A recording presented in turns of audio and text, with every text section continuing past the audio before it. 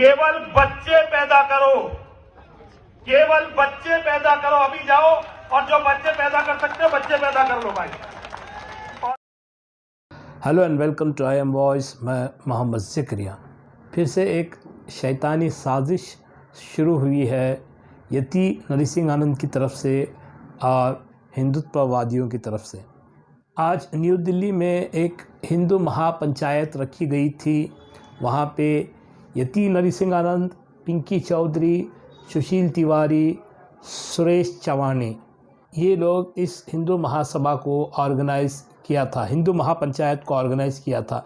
आपको बताते चलें कि ये चार भी हरिद्वार हेट स्पीच में और जंतर मंतर हेट स्पीच में मुलव्विस थे।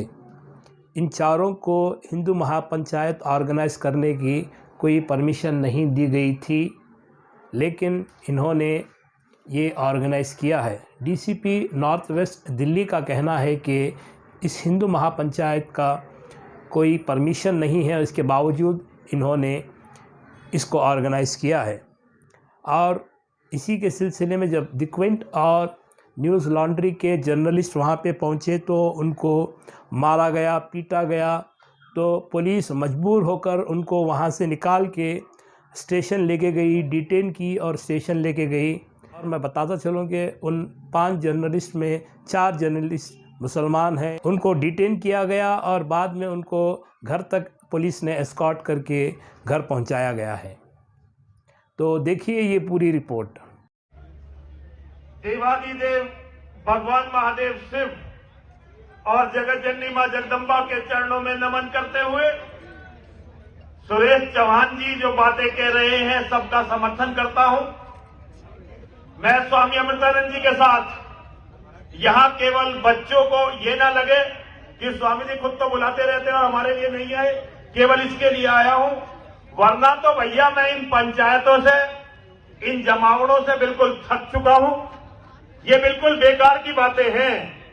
केवल बच्चे पैदा करो, केवल बच्चे पैदा करो। अभी जाओ और जो बच्चे पैदा कर सकते हो बच्चे पैदा कर लो भाई, और अपने बच्चों को लड़ने के लायक बनाओ। ये इतनी मोटी मोटी पेट वाले हिंदू ये किसी काम के नहीं है। इस धरती पर ना लड़ने का, अगर तुम चाहते हो हिंदू मुस्लिमों की लड़ाई ना हो तो इसका केवल एक तरीका है।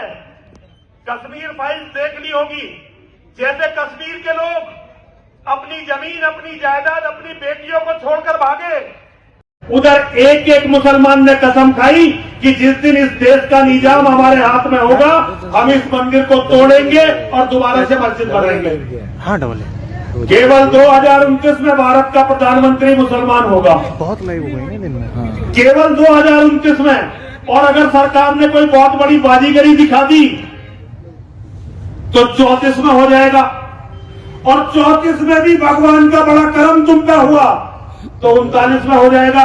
इतने दूर हो तुम महाविनाश से।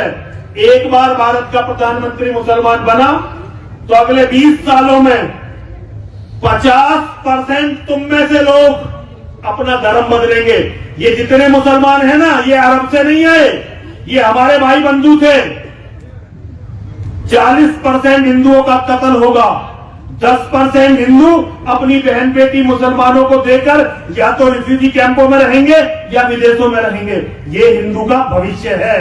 और अगर इस भविष्य को बदलना चाहते हो तो मर्द बनो, मर्द बनो, मर्द बनो। और मर्द कौन होता है? जिसके हाथ में हथियार होता है वो मर्द होता है। यहां पर रखना चाहूंगा क्योंकि मित्रों मैं भी पहले समान अधिकारों की ही बात करता था, लेकिन अब मैं समान अधिकारों का पक्षधर नहीं हूं।